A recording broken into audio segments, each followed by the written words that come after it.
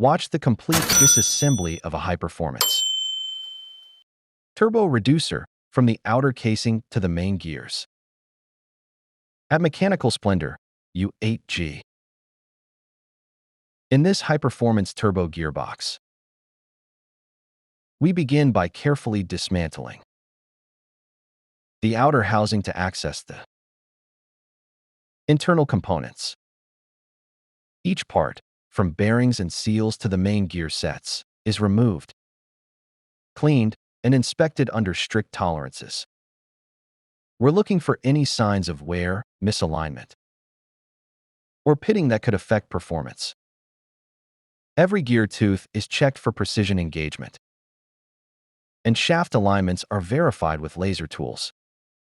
Once all parts are restored or replaced, we reassemble the unit with calibrated torque settings, ensuring optimal balance and long-term reliability. This isn't just maintenance, it's restoring mechanical excellence.